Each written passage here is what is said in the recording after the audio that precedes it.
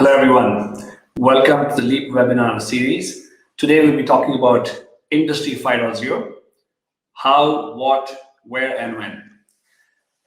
To kick off the discussion, I'll spend some time talking about or introducing the topic of Industry 5.0.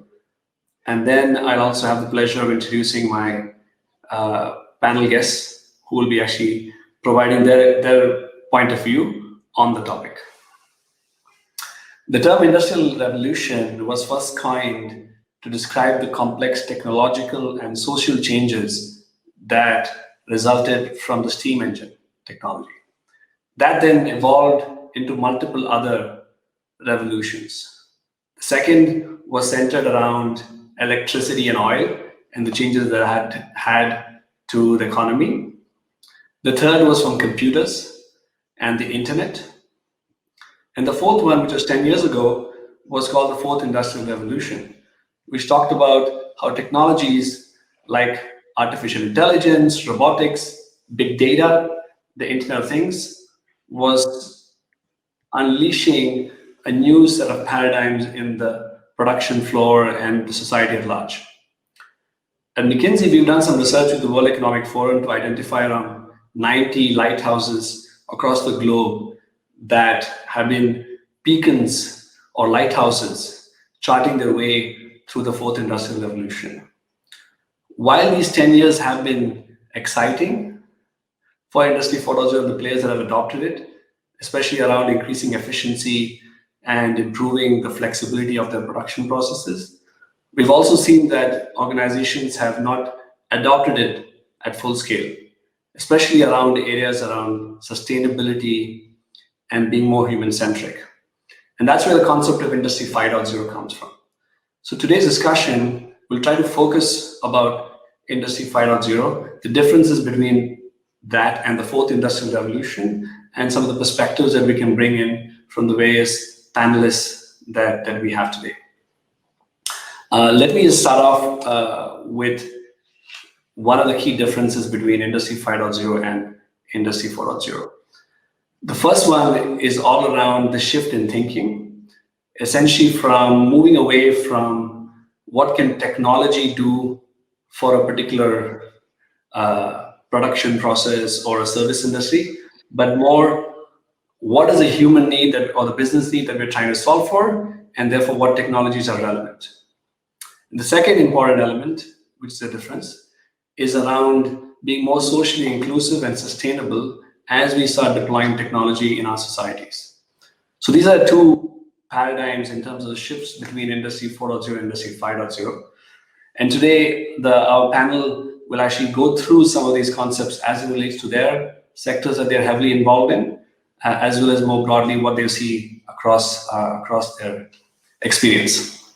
Let me introduce, or rather let me have the panelists introduce themselves.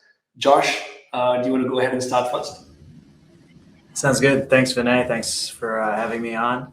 I'm Josh Geigel, the CEO and co-founder of Virgin Hyperloop, and we are building a new form of transportation, taking people inside of a tube at the speed of an aircraft for a fraction of the emissions, and really transforming the way that individuals and goods move across the globe.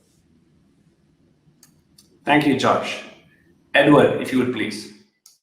Thank you, Vinay. Thank you for having me as well. My name is Edward Sabag. I'm the Vice President of Growth and the Managing Director for Europe, Middle East, and Africa at Farfetch. Farfetch is essentially a global technology platform for the luxury industry. Thank you, Edward. And finally, Dr. Vidushi. Yeah, hey, Vinay, thanks for having me, and hi to our audience today.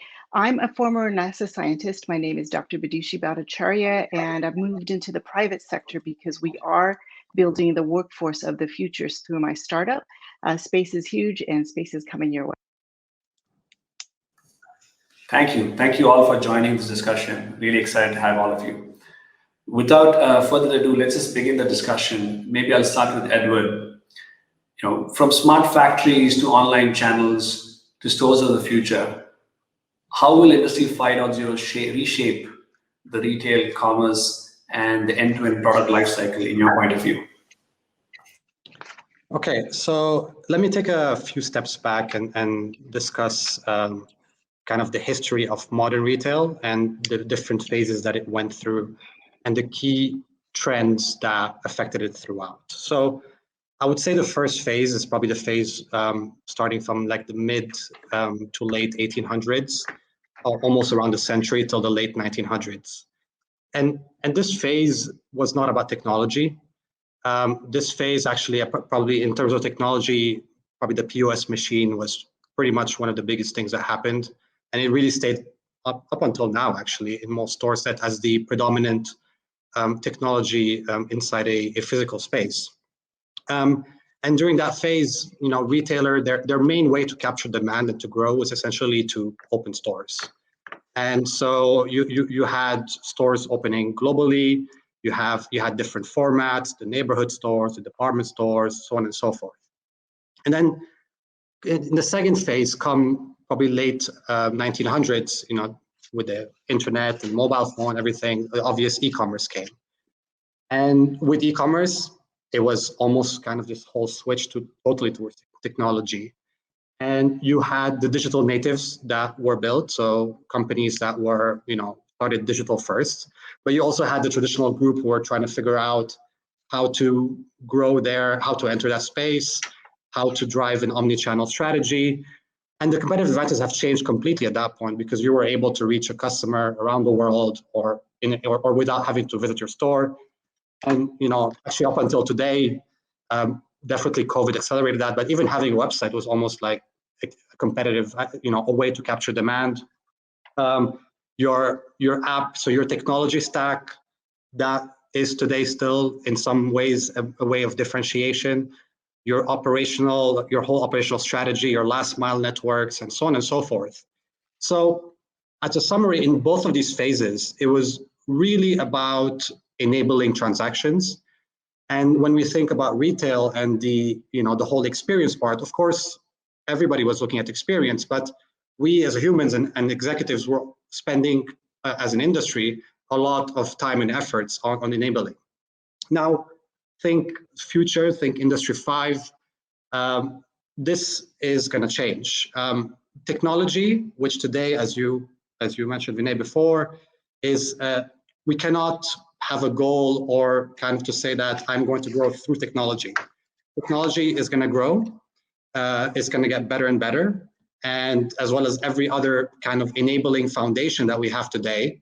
And in a way, it will be more or less democratized. And so as an industry, as retail and retailers all around, we have to start thinking about what is the new way to differentiate yourself. So, for example, if you think about your assortment, it's not anymore about, having it available online. It's not anymore about being the best at being able to target customers or advertising on the different social media platforms, all that will not necessarily require lots of human input, but it'll be kind of bring back the creativity, bring back the whole human and kind of everything which retail started about, and thinking about what makes a difference. So things like customization, things about when you walk into a store, what kind of putting everything else aside, controlling for technology, how can we bring an experience which is really value enhancing to the customer? So in a way, I would say it's almost like the tables have completely shifted again. And technology will be a big part of Industry 5, but technology will not be a differentiating factor. And humans will need to adapt, and we'll need to kind of realize what is it that they have to bring when technology becomes democratized across everyone. Thanks, Edward. A few points that I picked up, which I might come back to you on. But let me just also move the conversation to just get a sense from Josh around how Industry 5.0 will play out in the transportation sector, both globally and also in the region. In your part of it. I think it's a fascinating question in the sense that when I've kind of looked back at the industrial revolutions that you've outlined, the one common theme that I've seen is a significant enhancement in connectivity, right? And so with each one of those, I'll say, epochs in time as we've gone through, connectivity has become more and more, I'll say, speedy, say ubiquitous, more, I'll say timely in the way that we're able to, from the steam engine all the way through being able to be on your mobile phone connected to whatever site that you may be. And the thing that I've started to see that's pretty fascinating is we haven't seen that in physical transportation in quite some time, right? And so with the connectivity from the internet into the mobile era and the speed at which information is able to be accessed, we are seeing some of the real burdens of the infrastructure that we've built, whether it's, like Edward said, getting things to stores or getting things to people's homes. We're seeing this, I'll say, saturation of the infrastructure. We're seeing the limitations of what, at this point, anywhere from 150 to 200-year-old technology is offering for the way in which we want to go. And so for us, we see the massive need to increase the backbone of transportation in the future. So that means making things faster, making things on demand. You talked about the social responsibility. That means also driving the price point down. We saw connectivity supposedly get enhanced with ride sharing, but ride sharing is pretty expensive. Even in parts of the world that can't afford it, not everybody can take it. And that's something that we ultimately want to change. It's something that we want to, I'll say, make quite a bit cheaper. And then specifically from the pandemic, the real push for the human, I'll say, repercussions of transport and then an aging transport infrastructure, which is pollution and congestion in those areas. So, I'm a dad of a 3-year-old now, and the thought of him as a kid versus ourselves as children, he's not waiting for a TV show to come on, or he's not waiting for these things that are prescribed time. So this personalization that's occurring where you show up when you want to show up, you're not being dictated to by a timetable or a bus schedule. A good can arrive when you want it, as opposed to when it's convenient for the shipper, the receiver, and being able to do that in an environmentally sustainable way. And so for us, we see the opportunity to create a new backbone, a high-speed backbone, one that's substantially more energy efficient, but also really starting to merge this idea of the way systems are operated, right? So today we're seeing mostly systems that are operated by operated by people or conductors or whatever it might be. And now you're starting to see machines come in and enhance their ability to operate those systems, right? The next kind of logical step is to take humans and put them into something they're better at, which is more creative, curious tasks, as opposed to these, I'll say, fairly mundane, fairly routine endeavors, and then let them actually process some of the data that comes from this. So look at this, develop the insights, be the ability to, I'll say, create the next generation of things, as opposed to just operate the things that exist. So I really think tech's going to enable us to be more connected. And despite what occurred during the pandemic, like people's and humans' desire is naturally to be connected, and we just need to find a way to do that responsibly, quickly, and sustainably. Thank you, Josh. That's a great link, and I'll take the transportation link and actually just follow on that question to Dr. Bidushi. As you look at some of the changes that are playing out in the aviation, the space industry, what do you think are the unique opportunities that space affords for applications for big data and new types of data collection, and some of the points that Josh mentioned? Yeah, so space is in a really unique position. First of all, it's very inspirational for people and very easy to get us engaged. But the trick here is getting people to believe that the space sector is real. So in terms of aviation and aerospace, we've got a lot of stuff going on with space tourism. And of course, people think of that as the Billionaire Boys Club and think of it as very intangible and difficult to access. But the unique thing about space is there are many things you can do up there in microgravity that you cannot do down here. And specifically to tie back into consumer goods that Edward was talking about, one of the things you can do from space is take images of the Earth, of large swaths of land, and you can actually follow your supplies, whether they're on land or at sea, to try and optimize and to better understand when things are going to get to where they're going to get. And these are applications that become more and more critical as we become more and more connected, just as a global economy. So, I'm very excited about the fact that we're talking about Industry 5.0 here, because in many ways, the space sector is already there, right? I mean, when I first started out in the sector over 30 years ago, my first job was on the Hubble Space Telescope before it launched. And back then, what we did was we would launch tech because it was amazing, it was cool, and the idea was let's get it out there and see if it works and see what we can learn from a scientific and engineering perspective.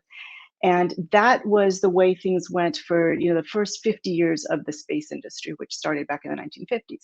But now we're in a realm where we are consumer driven. So these specific questions you're asking about aerospace and just the air, transportation in general are very relevant. And the way that we got here is the miniaturization of electronics. And the thing that people don't realize is how connected we are on a daily basis to space technology. So if you look at this, your phone connects to satellites hundreds, if not thousands of times a day already. So if any of our cell phones stop working, I think we would all feel very dead in the water, basically. So we're highly reliant on space tech as it is. And that kind of miniaturization of electronics, the ability to increase the processing speed of our processors and the ability to get more and more information on the microchips has led us to drop cost significantly for things like satellites. So this is a desktop model of satellite that we use. This is an industry standard called a CubeSat. Obviously, this is on my desk, so it's not a flight model, but this is a 10 by 10 by 10 centimeter unit. And this is the actual size of satellites that now fly. And the price of these, rather than being hundreds of millions of dollars, they're hundreds of thousands of dollars. So the sector is accelerating very quickly. And the more small satellites we get up there looking down at the Earth, the more observations we'll be able to take and gather more and more data for everything from climate change mitigation to supply chains and so on.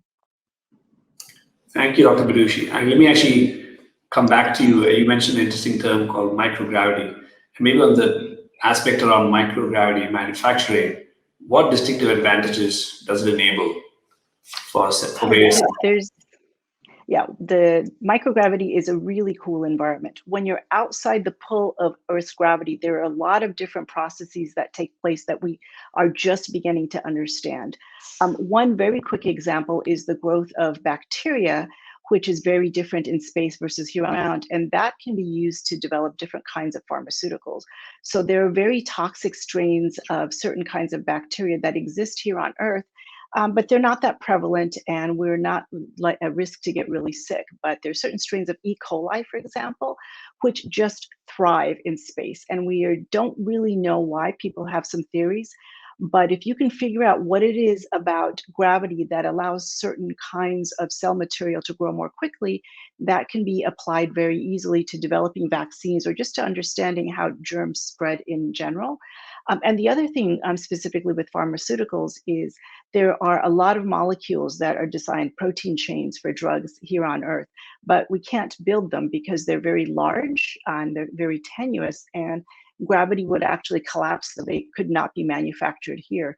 But there's beginning work going on right now on the International Space Station where people are building these large protein crystals and studying them up there. And even though they wouldn't have structural integrity here on Earth, you could start to build them up there in space and then have a base that you could bring down here for continued drug development. It's pretty cool stuff. Yes, I second that. It is quite interesting and quite exciting, the fact that we're already there. Josh, maybe let me come back to you. How will technology impact the way we conceptualize space and time and how and where we live in the Earth? You talked a bit about this. Maybe I'd love to elaborate a bit more.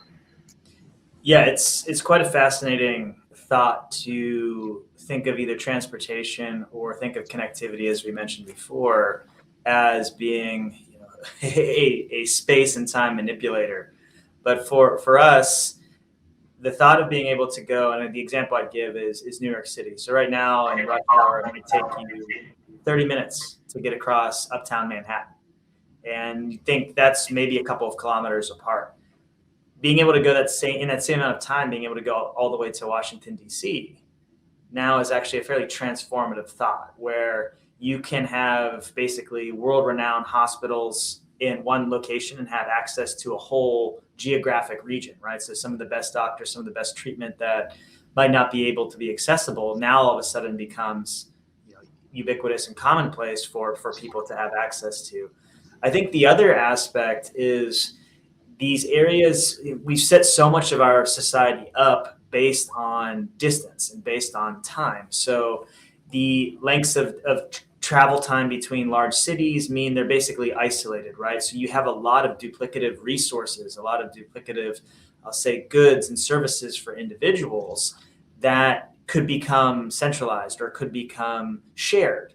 And that, I think, is something that becomes fairly interesting when you start to reimagine a country or something at a national scale, which is typically like something that might be in a city. Like there might be an Armenian community, or there might be a Emirati community, or there might be a Pakistani community in these different areas, and they have kind of their own particular areas, and you're duplicating this, right? A Chinatown here, a Chinatown there, and that ability to have those things, I think, centralized, being able to access that, being able to have people be able to see each other quite a bit more, is something that I think is pretty fascinating. And then the ability, in addition to that, to be able to do this with something that's not, I'll say, destroying the planet. So one of the things that's been really fascinating to me is we started this company at the end of 2014 with the belief that people wanted, and goods wanted, high-speed, sustainable connectivity. And what's happened in the last 2 years is places in Europe, particularly like France, has actually banned short-haul flights. So now all of a sudden you've got, and they're doing that to, I'll say, reduce the impact on emissions. Now you're making an experience quite a bit worse because it takes a bit longer on the train. The system is fairly saturated already. And so now you're having to push people back onto older modes, more inconvenient modes. I'll say more things that are, I'll say the opposite direction of the way that we want to be going, and not giving people that opportunity to go forward. And so I think, just fairly simply, we're trying to create a platform that allows people to reimagine the way they connect. So in the same way that the mobile platform allowed businesses like Uber to exist, or allowed the connectivity to satellites, as Dr. Badushi mentioned, or the connection to e-commerce platforms, by increasing the speed at which we can get these physical connections, you could start to see a new ecosystem of products, services, and goods being delivered and utilizing such a high-speed backbone. And that's the part that I think is the most exciting of what the future could hold for something like a Hyperloop. Interesting. And maybe let me take this opportunity to then ask a bit about Hyperloop technology and the platform you mentioned. Can you tell us what it's like to be a passenger and experience this technology? I'll say it was something a bit out of a dream. So we did a passenger test, the first passenger test at our Hyperloop test facility in Las Vegas last November. Myself and one of my colleagues, Sarah, who's our director of passenger experience, we built all this cool technology, but most people shouldn't care how it works. They should just be excited by the experience that they're getting on and the time that they're saving. But it was something absolutely incredible. We get inside of a tube, it'd be like flying at about 50 kilometers of altitude, little to no air. We're inside a vehicle, safe and snug and tucked in, very comfortable. We started to accelerate much like you'd feel on an aircraft during acceleration, or during takeoff, I should say. And once you're on the magnetic levitation, it's smooth. It's the only bummer I would say is it was a short test. It's about a 500-meter long tube, and our test was over in about 15 seconds, got up to about 180, 190 kilometers an hour. And it was everything you can imagine. So conceptualizing this, going through, building a company, building the technology, it was tremendously exciting to be sitting inside of it. Sure, and even more exciting as the public actually can experience this. I can imagine it's going to completely revolutionize how we think of space and time. Thank you. Edward, maybe a question for you. As we, just stepping back to some of the points that you raised around the retail sector, what are some of the biggest challenges that fashion and the retail industry face as we look at applying some of these technologies and trying to move forward? Yeah, so there are obviously quite a few of them, but I'm going to address the topic of sustainability, and I'll also kind of deep dive on fashion, which is one of the largest category in e-commerce. And as a result of that, it's actually been one of the quite a big contributor to pollution around the world. At a very high level, I believe that there are three problems today, and we need to kind of go after each one.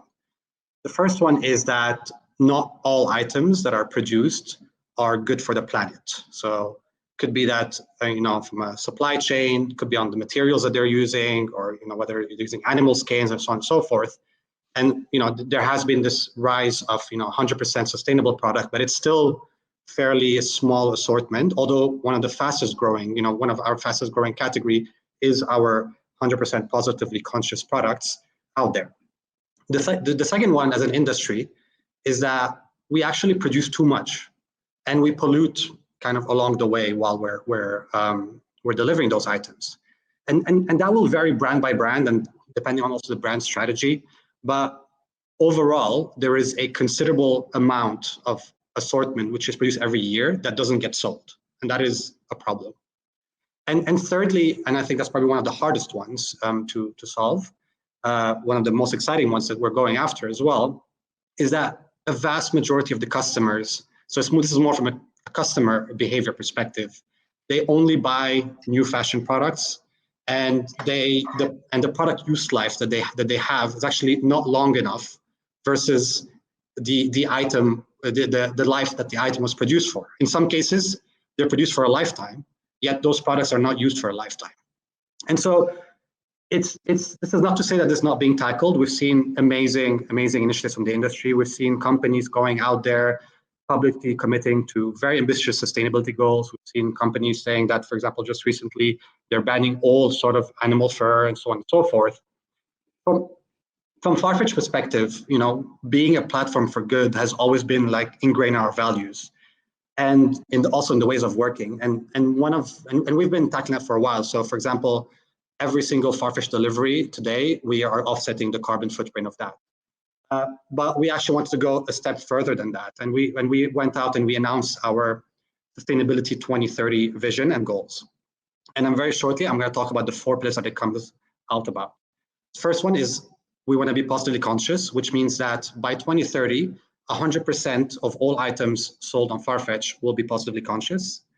We want to be positively cleaner, which means that we're going to be we want to be climate positive by 2030. We want to be positively circular, which means that we want to be more circular than linear by 2030. And finally, we want to be positively inclusive, and we basically want to lead on everything linked to conscious inclusion and diversity and so on and so forth. Very exciting. Let me touch on the human-centric point again. Back to you. As people start adopting these technologies, there are some concerns around privacy and sensitivity. And as the industry starts applying, sophisticated techniques like big data, AI, and IoT, I know that some retail players and fashion players are already applying this. How have you thought about these concerns around privacy and sensitivities? Well, I strongly believe that these private regulations, whether they are ones that come like government regulations or actually, self-imposed platform regulations. So, for example, the recent Apple IDFA release, we actually strongly believe that they're good.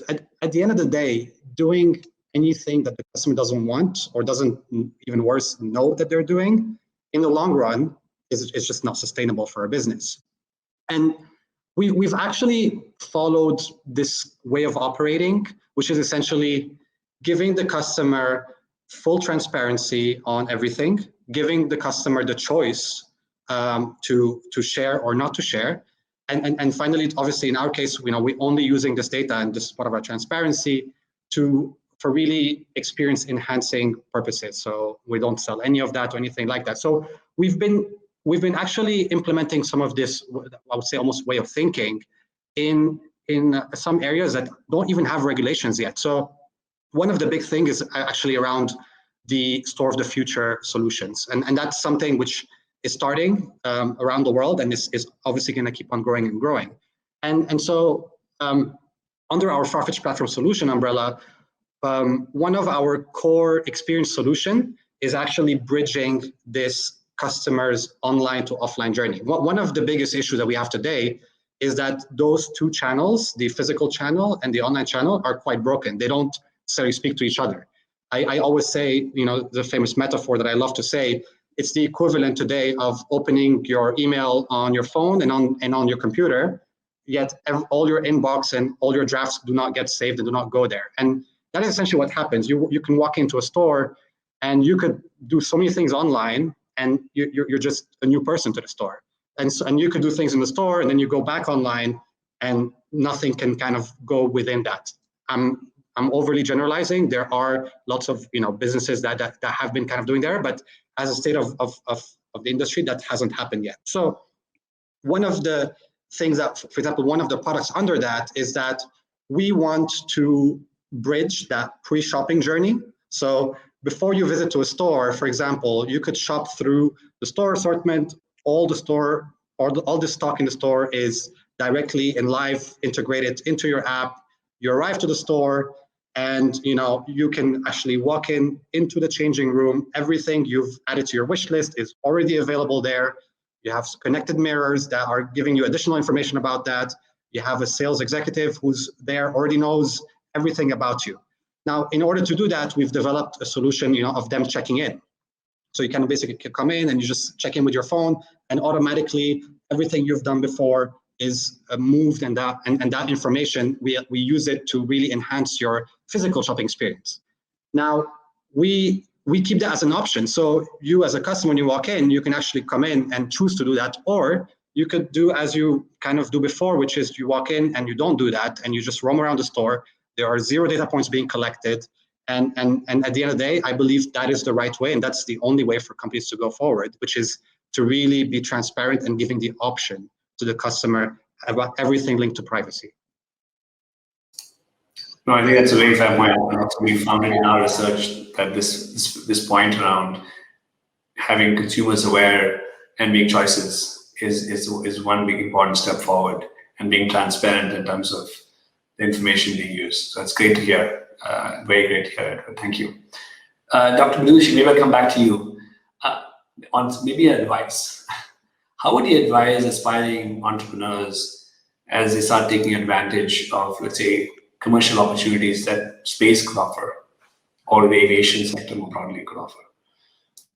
Well, that's actually a very exciting question and a very exciting topic.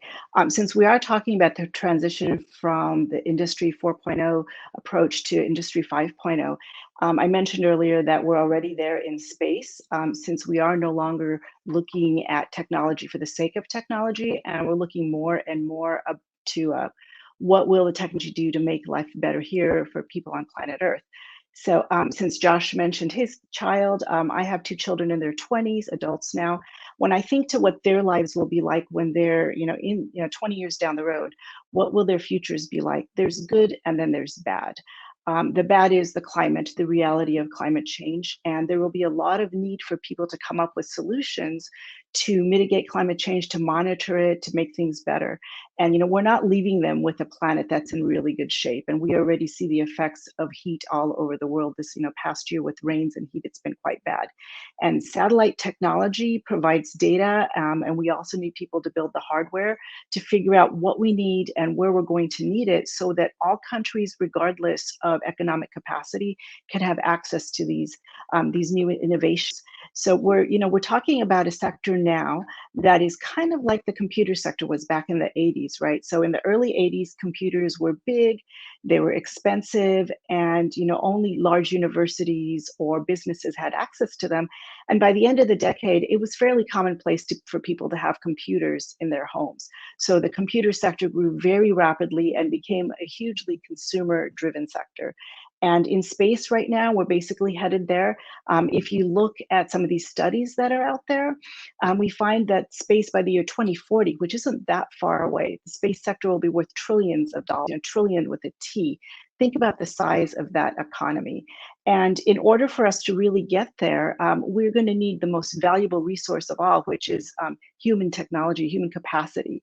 And putting people into the space sector is going to be key. And that's why I actually established my startup, because I can see even now when space companies want to hire, it's tough. If you go look online at not just the big ones where people love to work because they're large and famous, the small ones too, jobs are open for months at a time and people are not applying. We don't just need space nerds like me. We need people in business and law and even medicine, if you're talking about space tourism, marketing, all across the board. We need people from every sector to come in. And people don't think about applying to space-related jobs because, there's this general mystique around space. Rocket science is hard. But I don't think rocket science is that much more challenging than, say, med tech. So what we really have to do, and this is critical, I think, not just for the sector, but for the planet as a whole, is we really have to break that barrier to entry to the space sector. So when aspiring astropreneurs think about what they want to do, they've got to get out there and get knowledge. So there are some websites you can look at, spacenews.com is a good one. And there's some others like that that talk about the latest technologies and latest happenings. But what are the options right now? You pretty much have two options. One is you go out there and you can Google. Good luck with that. That's kind of hit and miss. And then the other option is to go and get a university degree in space systems engineering, electrical engineering, and whatever. And that second option is expensive, time consuming, and not an appropriate use of time or money for most people. Because no sector can survive just with technologists. We need people from all the other sectors, like you're saying. So we're really committed to bringing space to people who already have capacity, who already have interests, and upskilling them just by giving them the basics of the space sector, whether it's in terms of the satellite that I just showed you, or space business, or just even downstream looking at the basics of using large amounts of data in AI in space. So that's where the key lies, I think, really is you have to have workforce development. And so anybody who wants to come into the sector, I would say learn as much as you can, and then think about what you like to do and what you're good at, because we certainly have room for you. And by the year 2040, there will be, even more of a push and more of a demand for people to come in. So I'd say, yes, definitely start looking now. Thank you, Dr. Badushi. And by the way, thank you everyone for providing your sector-specific, and trans-sector thoughts. We have a few questions from the audience, and maybe I thought I'd use the opportunity to also engage all three of you. And maybe start with Edward, the first question, which is around, as we prepare for the next industrial revolution, what advice would you give the young audience that's out there in terms of as they graduate from school and enter into jobs that haven't been created yet? What are the things that they should be looking out for so you can best guide them? Well, I think it was very refreshing to hear what Dr. Badushi was saying, and I totally agree with that. I mean, if it's even about going to space and you don't even need to learn that, then what else can you actually do?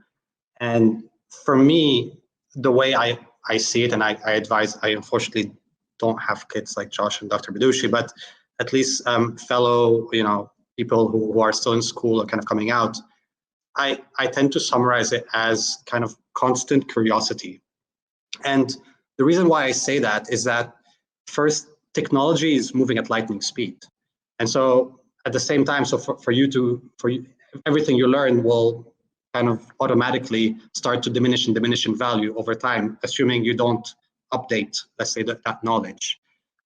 You have new businesses which are growing, new platforms, new technologies that are just kind of coming out, gaining adoption, disrupting new industries by the day. And all of that is becoming shorter and shorter.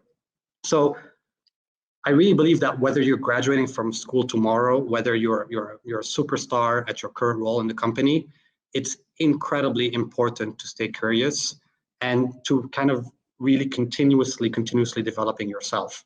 I really believe, this is relevant today, and I think when I think of tomorrow, it's going to be even more relevant. Learning, and which is kind of a consequence for me of curiosity, has to become a journey embedded in your day-to-day life. And I don't necessarily think that we have to depend on universities or any sort of institutions to do that. It really has to come from within, which is why I always started to think like it really starts with curiosity, and then they will figure it out. Thank you, Edward. Another question, and this is one I think that I've heard a lot as it relates to AI. The question is around, what will the collaborative process be like between AI and humans? And there's a follow-on to that, which is this concern around humans being obsolete and being taken over by machines. is, in your point of view, Dr. Badushi, is that a real threat, or what advice would you give the audience on that? Well, obsolescence, that's a real trigger point for people, isn't it? Anytime you have new technologies come up, people do fear for their jobs and they fear for their lifestyles. Let me give you an example of a sector where we had this as a significant fear, kind of related to what Josh is doing at Virgin Hyperloop. For millennia, for basically all of human history, except for the past 150 years, we relied on animals for transportation. You had entire economies based on horses and buggies, the breeding, the feeding, the carrying, everything related to animals. And a person's horse was worth as much as their home back then. That's the value that the animals had in terms of transportation of goods and people. They were essential. And then what happened? We invented the automobile. Now, when the automobile first came out, it was unreliable, it was noisy, it was smoky, and the engines would actually backfire and scare horses. So if you were traveling next to an automobile, you were quite worried that your horse might just really get scared and run off, and it was actually a safety issue. So were people excited about transferring from horse technology to automobile technology? They were not. But where are we today? If I were to offer you the opportunity to travel say 100 kilometers by horse versus doing it in a car, which would you choose? The answer is pretty obvious. And nobody wants to transfer their goods these days between one point and another using animal technology when they can use something that's much more efficient. And there are a million economic reasons for this. And, just humans just need to have things, more and more quickly. So we're talking about a sector that's still growing, and there will be advances that I can't imagine yet, that I think some of the younger people probably are very good at predicting that, but I'm much more of a linear thinker at my age. But there will be jobs that come up because the automobile industry triggered a whole new sector of jobs and of employment that people were able to move into very readily. And we moved from automobiles to bullet trains to Hyperloop, and now we've got rockets and the possibility of space tourism. So we will get there. There will not necessarily be a situation where humans become obsolescent, especially as we talk about, the necessity of humans to inform and define the purposes of the technology. I think that the absolute need for us to be involved as technology grows is going to happen, and it's going to happen in some really interesting ways that I can't predict for you exactly how, but I'm fairly confident that it's going to happen. I tend to agree. I think I have a lot of faith in humans' cognitive ability to survive. Yep, that's exactly right. Maybe the last question that we'll take from the audience, Josh, would love your thoughts on this. How will these negative externalities like environmental issues and other factors, how should you consider that as you think of Industry 5.0 and trying to square the benefits for society and business? I actually think it's helpful. I think, a lot of times we as engineers, with no constraint, we have infinite possibilities, and with that could come paralysis. But by being able to say we need to target a couple of different things and make sure that when we design something or when we operate something or whatever it might be, that we're not creating a negative outcome for the whole society as a whole, the planet as a whole. I think constraints actually are good things in some cases, right? Constraints focus the mind, they focus one's energy, they focus on things that are doable. And I think those constraints that we're actually starting to self-impose, I think are good. And to take what Edward and Dr. Badushi were saying on kind of the interface with AI, I have a slightly analogous view, I guess, to that. But, to me, we as humans walking through this life are like basically spelunkers or cave explorers, right? And so we're in this massive cavern and all we have is this spotlight on the top of our head, right? And if there's multiple of us together, we can see more of the cave at a given time. But something like AI can really shine lights on distant areas of the cave, right? Areas that we might not be able to see unless we ever go, we happen to walk over there or what it might be. And so the opportunity here, I think, when you look at constraints, is that we're still in a cave. We still have to know where we're going. But at the same time, the rewards of the human are to be able to see, that's somewhere I want to go. How do I get there? And as much as AI is capable, as much as we use it internally, infinite monkeys on typewriters will be able to create Shakespeare, but I can tell you humans can do it a lot faster and a lot more enjoyably. And I think as we go forward, being able to see all these different things, see things that AI can illuminate for us, look at the constraints that we have is like, it's not a question of could, it's a question of should. Like, can we do those things? Sure. Should we do those things? That's where I think humans are going to be innately involved. And Edward hit it on the head. Curiosity is the number one thing that is learning over and over and over again. Humans are always going to be some species that is, as you've said, Vinay, like creative, ability to survive. We're able to problem solve. We're able to do those things. And I think that's where our use is going to be good. And the fact that we won't have to waste so much of our time doing these things that we're actually not good at is actually one of the more exciting things. Is imagine the problems we can solve, when we stop having to solve the one that we have to solve. So those are the opportunities I think that are coming. And I think sustainability is one of those ones that we will have to solve. And we're now just realizing the speed at which we need to solve it. Thank you, Josh, and thank you again, Edward and Dr. Bidushi, for taking the time to actually talk about this. Maybe I'll just close it off and to the point that I think some of us were mentioning, which is as we think of Industry 5.0, it's important to have this holistic impact lens, right? Which not only thinks of the business benefit, but how does it actually impact society and the environment? So I think it makes a lot of sense, and all your views on this was very exciting, and hopefully, we can get a chance to talk again in the future.